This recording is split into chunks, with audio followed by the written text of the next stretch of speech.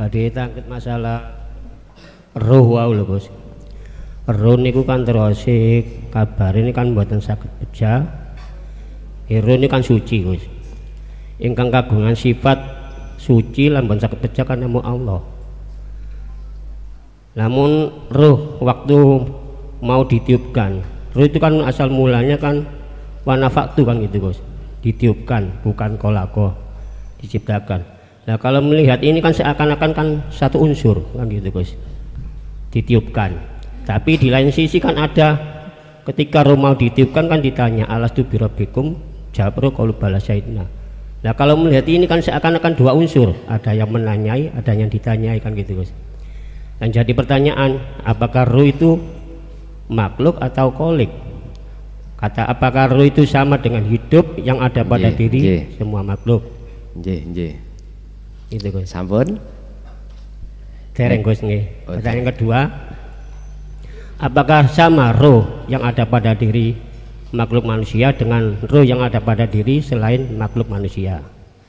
Pertanyaan ketiga, kalau roh pada diri manusia itu sama dengan roh yang pada dengan selain manusia, kenapa yang diminta pertanggungjawaban hanya roh pada diri jin dan manusia? Itu aja Gus. Terima kasih. Assalamualaikum warahmatullahi wabarakatuh. Waalaikumsalam warahmatullahi wabarakatuh. Assalamualaikum warahmatullahi wabarakatuh. Saudara-saudaraku yang dirahmati Allah Subhanahu wa ta'ala, semoga tayangan ini bisa membawa manfaat dan menambah keimanan kita di sisi Allah Subhanahu wa ta'ala. Selamat menyaksikan.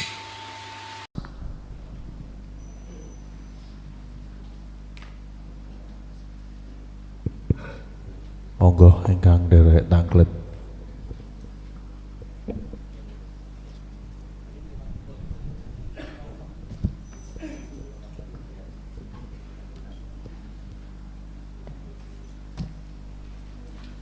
Assalamualaikum warahmatullahi wabarakatuh.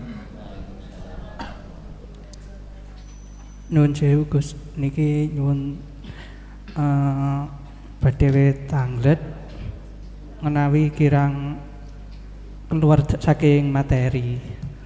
Kang sepindah niki pertanyaan dugi titipan Gus. Kang sepindah menika langkung utami pundi ketemu roh ketemu Allah kalih haji utawi umroh menika Gus. Ingkang salajengipun niki dugi kula kiaba badhe cerita sekedhik Gus nggih. Saderengipun nika nggih danten menika gerak ingkang gerakaken ingkang mireng, ingkang dipirengaken, ingkang napa kemawon nika Allah Gus. Lah niki akhir-akhir niki kok muncul ingkang dipirengaken wujude Allah, ingkang mirengaken nggih wujude Allah. Umpami nginum kopi rasa pahit menika nggih wujude Allah. Lah menika nyuwun diterangaken Gus.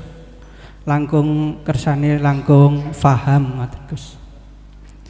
Terus pertanyaan selajengipun niku manah niku nggih gantos-gantos ngoten nggih Gus. Umpami detik niki raosipun ingkang gerak Allah, mungkin detik selajengipun napa menit selajengipun gantos malih ingkang kepireng Allah ngoten Gus.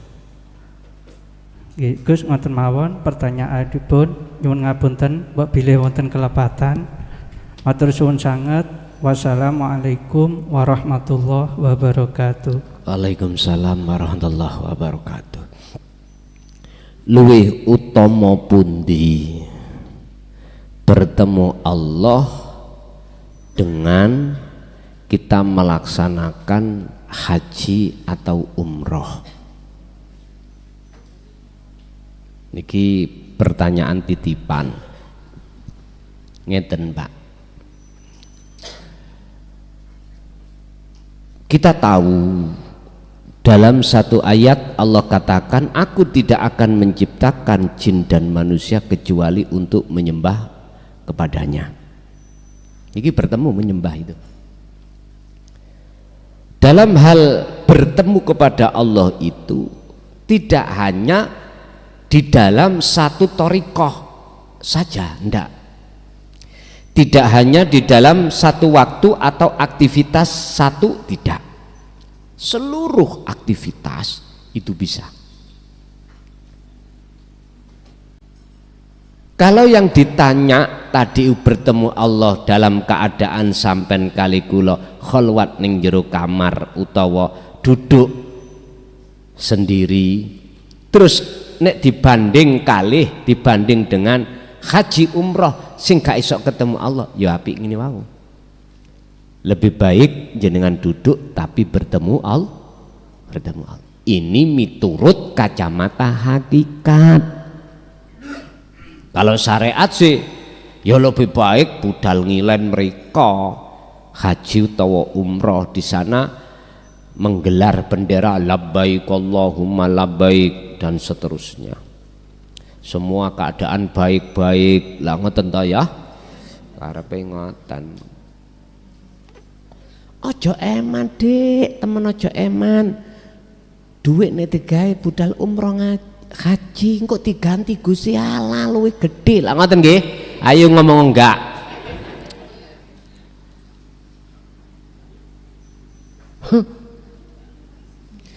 Kalau perkara ini sampean haji atau umroh betul-betul jiwa bisa bertemu Allah, luwih apik lho, ngoten lho. Monggo. Tapi Bapak Ibu, siapapun kita, jikalau hati belum ada wasilah, mboten saged. Apapun bentuk ibadah jenengan kali kula tak akan pernah bisa bertemu Allah abadan. Tadi saya katakan abadan fid dunya wal akhirah ora iso. Pun satu. Nomor dua, dulu kami masih merasakan gerakku itu sebab digerakno Allah ada dua. Oke Pak, iki anta, berarti kita masih posisi di muraqabah itu. Ini ya, kita masih di posisi muraqabah si salik ini. Memang ini prosesnya. Seiring berjalannya waktu jenengan terus menerus berzikir daiman itu tadi, pasti Allah akan menarik rohania itu ke alam fana, makom fana, makom dimana keakuan makhluk termasuk diri kita nggak ada, sehingga disebut makrifat keakuannya Allah pun. Terus kalau di situ sudah di situ, apakah ya muqallibal qulub, hatiku berbolak-balik. Tadi saya katakan proses untuk ke maksum harus lewat mahfud dulu. Proses untuk tidak molak-malik ati iki kadang gejaran, kadang Allah, kadang makhluk, kadang Allah. Iki mahfud, golongan mahfud. Kalau detik-detik sudah mengatakan makrifat, baik maksum maupun mahfud sama. Cuman perbedaannya itu kalau mahfud itu Anda itu masih ditarik Allah untuk ruhania loh, bukan jasmania. Ruhania itu untuk lali, tapi ditarik lagi untuk ingat. Begitulah Pak. Dan itu sudah menjadi hukum alam, artinya hukum proses secara sistem itu gitu. Kalau ndak ingin hati iku berbolak-balik, ya nama maksum. Udah maksum itu sudah. Nggak pernah menyebut jaran, nggak pernah menyebut makhluk, itu nggak pernah. Bahasa hati loh Pak, bukan bahasa lesan. Iman mesti selalu aku Allah. Terus ngoten 24 jam.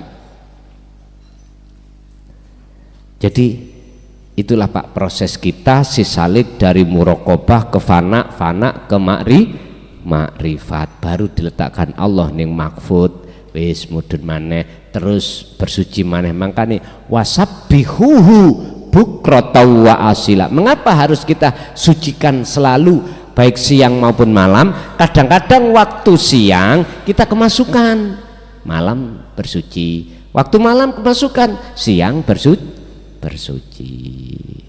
Injih. Masih ada? Monggo.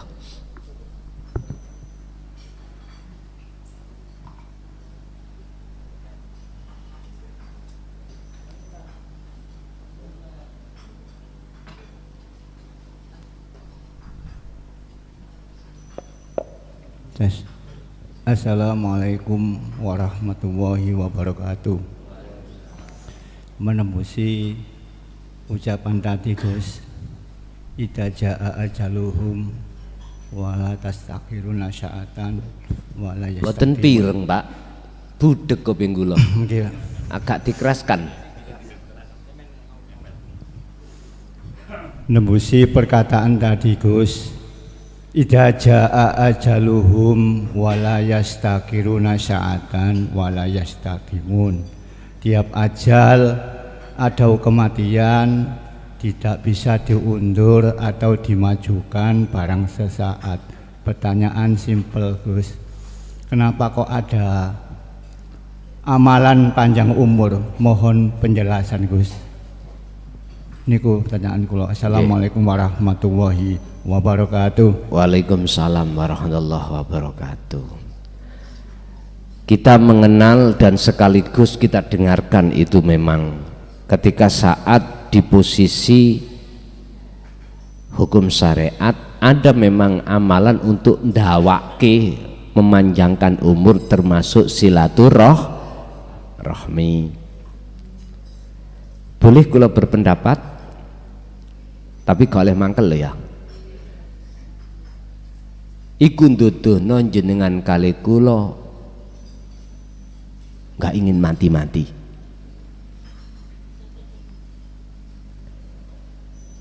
Satu, dua, iku menunjukkan bahwasannya kita itu takut kematian. Ketiga, itu menunjukkan bahwasannya kita masih ingin terus bersukaria hati ini dengan hubus syahwah. Yang terakhir adalah hukumnya iman kita masih cidra. Cidra apa? Belum ihsan, belum, masih iman tapi belum ihsan. Bedanya antara ihsan dengan iman bagaimana Pak? Ngeten. Kanjeng Nabi dawuh dalam satu hadis sahihnya terkait iman. Ketika saat orang itu sudah menjalankan secara fisik yang namanya al-imtithalul awamir wajtinabun nawahi, menjalankan perintah dan meninggalkan larangan, berarti itu bentuknya iman. Satu. Yang dua ihsan. Kanjeng Nabi dawuh ngeten, anta budallaha ka'annaka lahu taroh. Ketika kau beraktivitas, katakanlah beribadah, seakan-akan hatimu bisa melihat wujudnya Allah. Loh, ngerti ya? Niki ihsan. Sebab orang kalau sudah ada di sini Pak, hatinya sudah tidak kepencut dengan tipuan nafsu lewat kehidupan dunia. Fa illam takun taroh ya yaroka. Apabila kau tidak bisa melihat Allah wujudnya, maka yang kedua, kau harus merasa selalu dilihat oleh Allah. Lah, inilah pekerjaannya si salik ihsan ini. Berarti Pak, mengapa harus ada amalan yang seperti itu? Ada Pak dungane Pak, Allahumma tawil umurona. ya Allah berilah kula dawa umur. Jari Gusti Allah, iya tak kei 500 tapi 300 remek ya apa? Pak nyun sewu Pak, panjang kaya apa umur sampean kali kula, tetap tidak bisa mengelak dari kemati. Orang kalau imannya sudah ihsan pun akhirnya apa? Wa aslimu lahu, udah pasrah nang Allah tak pun, karena tidak punya kewenangan apapun. Disinilah Pak ya. Jadi tentang doa dawa umur iki untuk membedakan antara orang yang ihsan dan belum ihsan. Siapapun kita kalau belum ihsan Pak, wis siapapun kita pasti seperti halnya apa sing sampean sanjangake wau. Ada doa untuk memanjangkan umur, termasuk silaturahim kita galang terus, atau doa-doa yang harus kita lakukan setiap saat dan waktu harus kita lakukan, enak-enak terus. Kalau boleh saya katakan dalam hukum hakikat, iku asline bisikane nafsu dalam hati kita supaya tidak mau meninggalkan alam dunia. Padahal Kanjeng Nabi sampun dawuh ning Quran iku, laqad kana lakum fi Rasulillahi uswatun hasanah liman kana yarjullaha wal yaumal akhirah. Lho, wis tinggalno alam dunia iki dalam rangka supaya jiwamu itu bisa masuk alam akhirat. Akhirnya dijawab di dalam surat Al-Qasas 77, wabtaghi, raihlah lekas fima ing dalam opo ataka kang wis nganugrahke ka ing sira sapa Allah Gusti Allah, rupa opo sing wis diwenehke darul akhirah, negeri akhirat. Ya wis nang kholwat nang mlebu mriko. Baru nek wis mlebu ana kono, mongko indahnya alam dunia, nikmatnya alam dunia, cantike bidodari dunya kalah cantik ambek bidodari akhirat. Ngene iki ya kinayah wae. Sampak diomongno sok ya bidodari niku digawe esuk sore wis prawan maneh, digawe sore esuk prawan maneh. Bahasa guyon kula kira-kira gak beset kabeh anjenengan. Kok perawan terus ngoten. Nggih. Lanjut.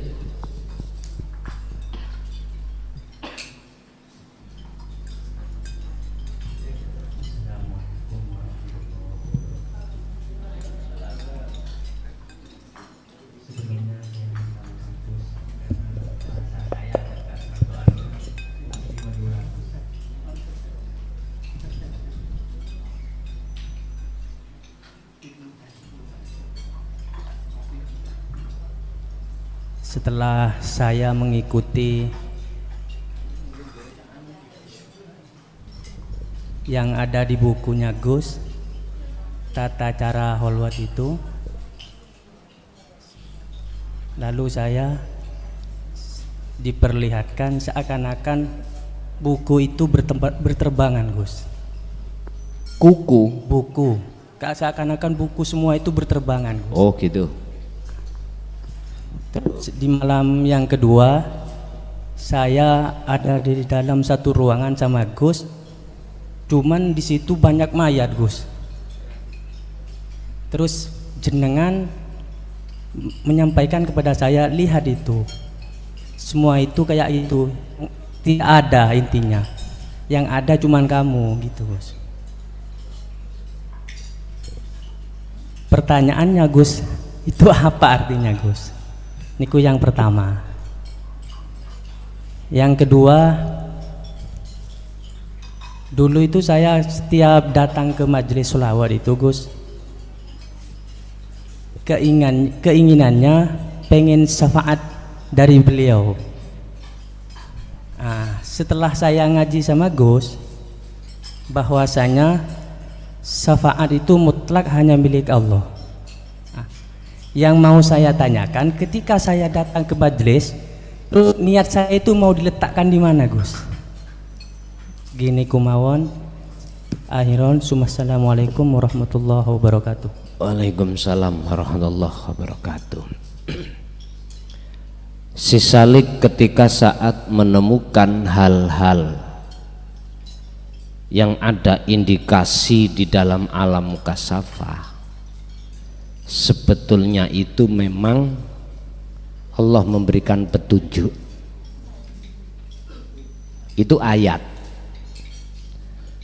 Itu menandai sesuatu hal yang berkenaan langsung dengan si salik. Satu, tentang masalah buku bertebangan. Buku ini menyangkut masalah kitab, ketetapan Allah. Iku sebetulnya itu adalah di dalam dada setiap mukmin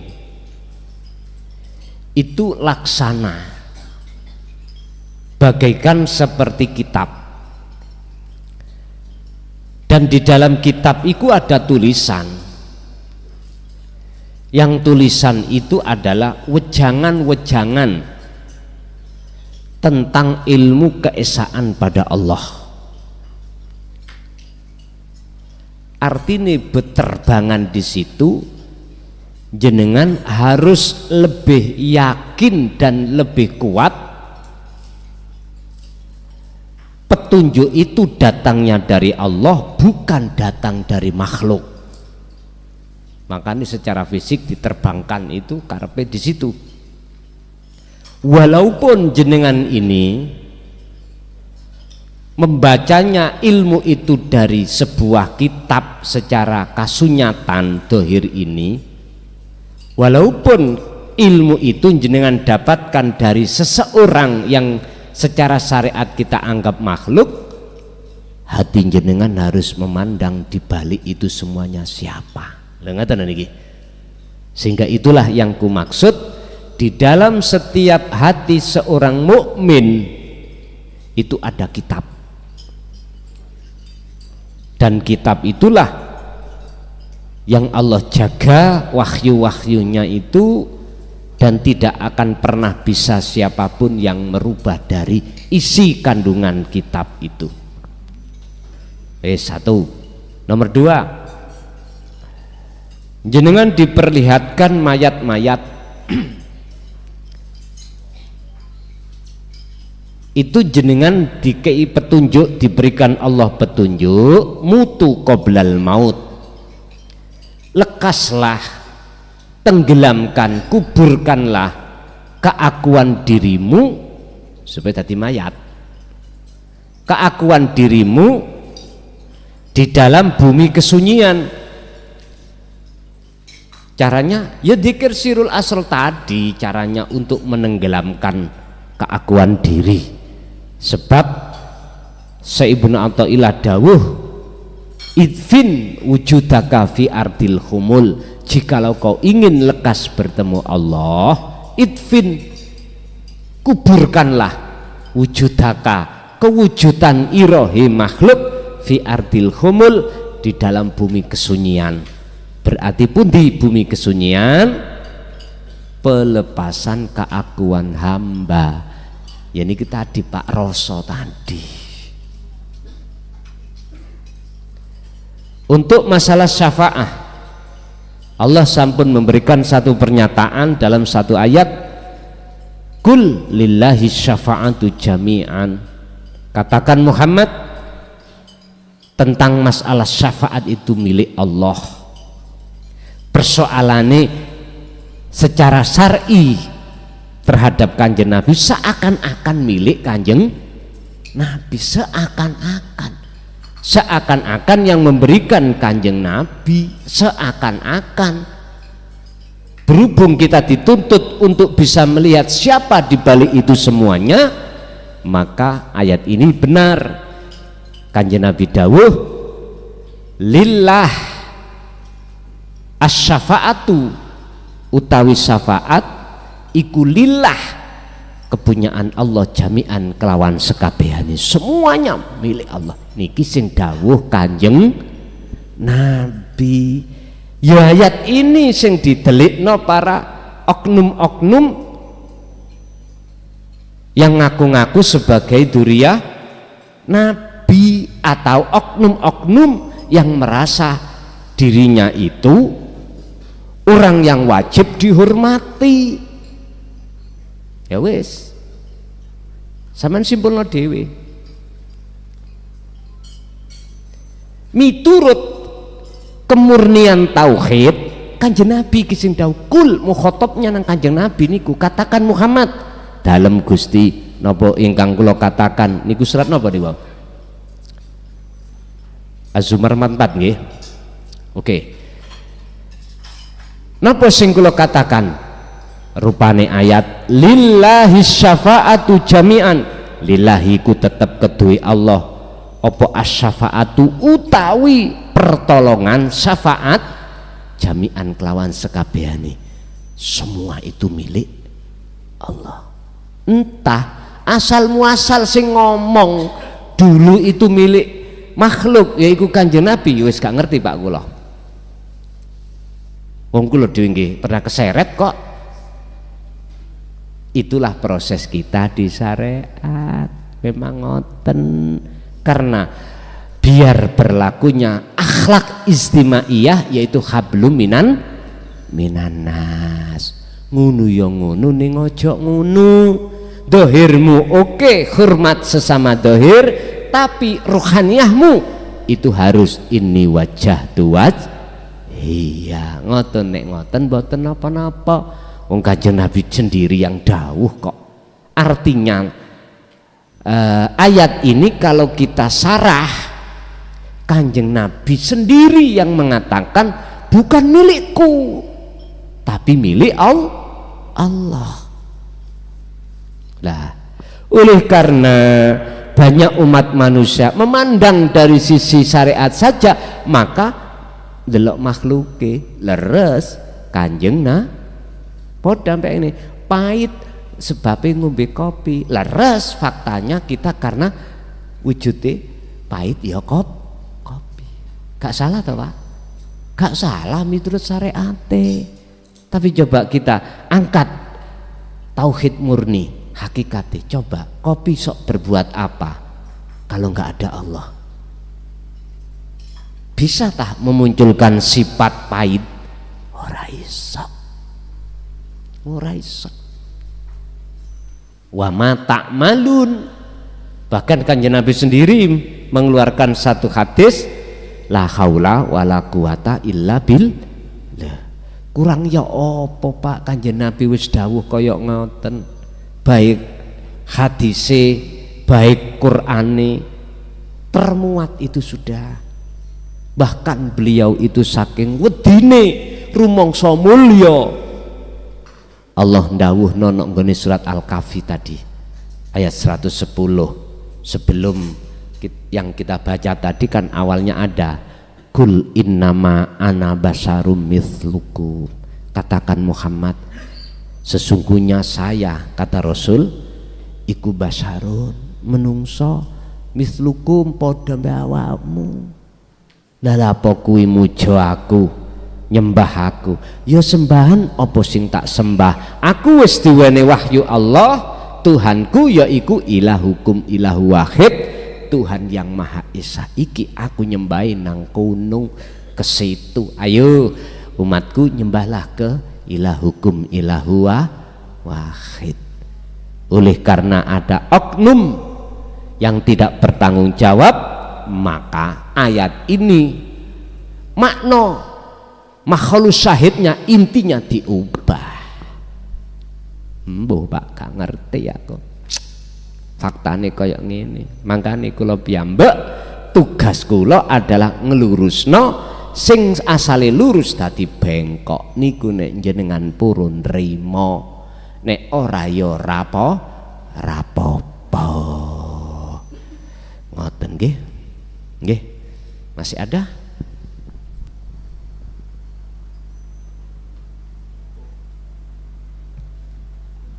Sampun cukup? Oh, monggo. Ngapunten Gus nggih.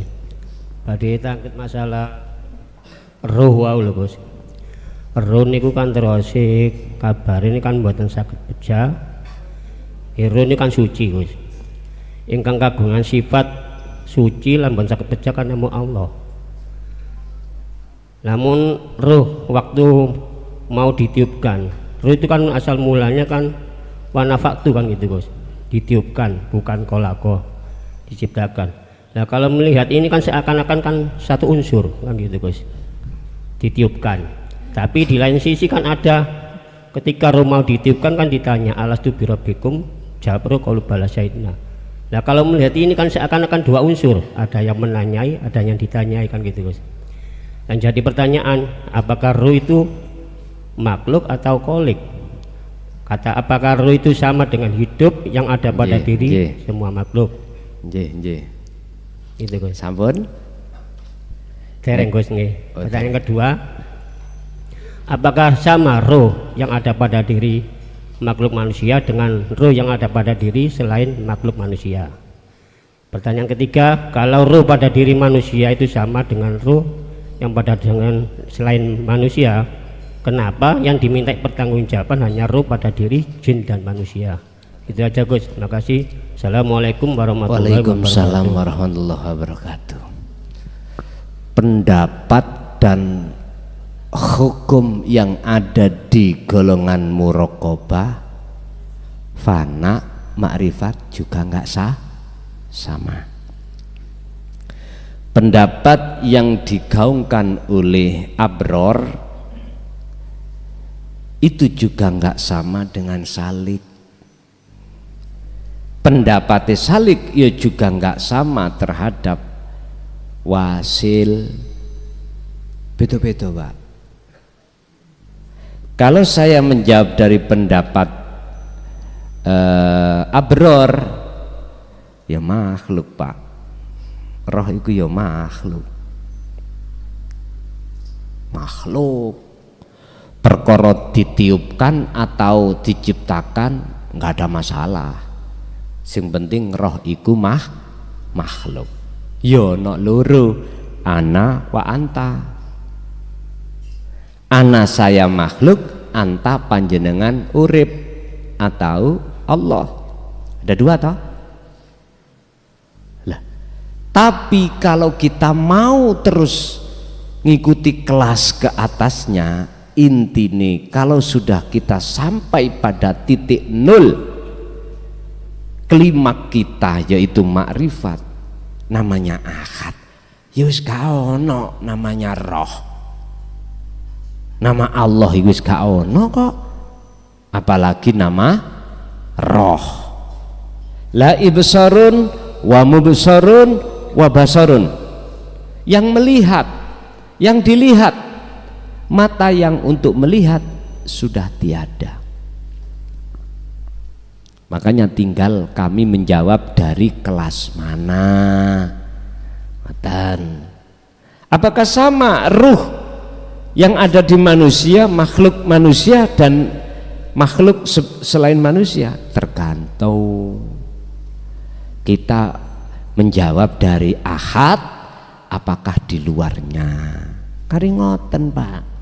Intine kalau kita itu sudah di titik ahad, wis gak ono elek, gak ono apik Pak. Wis gak ono aran ini, aran itu, wis mboten enten aran. Umpama diaranno biar mudah, itu surat Toha ayat 14 itu. Ingsun. Wis. Tapi mengapa kalau itu misalkan roh itu mau antara di manusia dengan yang lain itu andai kata sama, kok ya dimintai pertanggungjawaban iku yang manusia, balik maneh mudun nanggone apa jenenge golongan-golongan sing golongan itu masih ada selain Allah. Ya mboten sami, roh sampean kali kula ambek roh jaran ya ora padha. bahasa Ibrer ya, bahasa umum nggak boleh podo ya boleh. Lah ning akad ya podo tapi gak akeh. Tegese podo niku gak ono siji, gak ono loro. Namanya akad iku tunggal. Yang tadi kami sebut ana tadi lho Pak ya. Sebetulnya sebutan dohir iku boten pantes disebutno. Ben gampang ana. Makanya sampai nek wis ketemu orang sing sampean tuju, gak mungkin sampean menyebut namanya, gak mungkin. Jenengan keng pundi ya wau. Lah wis ketemu toh? Wis ketemu. Sampean misalnya mertamu nang omah, dok. Pak Salim, assalamualaikum. Basa wis ketemu, masa Pak Salim terus sampean. Mboten mungkin. Jenengan sampean.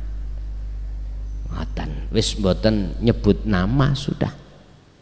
Itu sampean iku kan asma laqab, asma julukan. Asline meneng pun sadar pun. Iya, kayak wis ketemu. Ketemu iku bukan perkarane loro lho, Pak. Dadi siji mboten. Kita mengatakan Allah itu banyak karena kita belum sampai ke akad. Kita beriman, mengapa kita beriman banyak pahit kok kopi, banyak manis kok gula, lebih banyak iman kita karena belum akad. Coba kalau jenengan suhudul wahda fil kasroh masuk dalam tunggal, nama pahit, nama manis itu sudah tidak dibahas alias tidak ada sudah. Makanya kita jawab dari mana? Kalau jawab dari keakad, ya sepodo ae kabeh. Gak ono elek, gak ono api, gak ono lanang, gak ono wedok. Ya gak ono roh kewan menungso, mboten sama. Tapi sama ini pun diartikan ada dua hal. Ya keliru niki. Kefahaman kita keliru. Maksudnya sama adalah tiada kecuali yang ada. Makanya dikatakan Allahul Wahidu. Allah itu ahad, tunggal. Lah tunggal iki berarti gak ada dalam hal apa? Fi maujudihi, di dalam wujudnya tidak ada. Makanya di dalam sifat wajib Allah kan pertama kali sifat nafsiyah Allah yaitu wujud. Sing tabrakan itu kan ngene, akal sampean gunakno. Bagaimana kalau katanya Allah tok sing wujud, lah aku kok wujud? Lah ngoten nggih. Tembok wujud mana? Lah iki mboten saged sinkron. Akal kita gunakan sebab wujude makhluk iku diwujudno sing wujud. Akhirnya kita merasa wujud. Justru kita merasa wujud kita inilah akhirnya menutupi, kita tidak akan pernah tahu siapa sebetulnya yang wujud. Makanya lakukanlah tazkiyah, pembersihan keakuan diri yang wujud dan lain sebagainya, baru sampai ke ahad tahu nyatanya wujud. Makanya nek ana wong mati kan mesti sing diucapno Pak Mudin ning corong innalillahi, gak mungkin alhamdulillah. Boten mungkin, mesti innalillahi wa inna ilaihi rajiun. Berarti kembali ketiadaan kita yang asalnya merasa ada. Maka sampun cukup.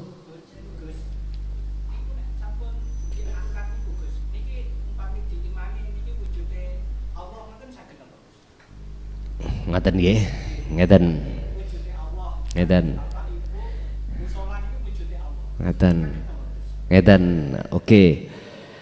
Kita mungkin buka maksud daripada surat Al-Hadid ayat 3, bahwasanya huwa awwalu wal akhiru wadzahiru wal batin. Kata ngeten. Niki biji jagung Moto dohir saged ta nyawang urip nih mriki? Mboten saged. Jenengan saged nyawang urip di sini dengan mata hati. Berupa apa? Iman. Percaya kalau ini ada hidup. Buktinya ditandur, seret.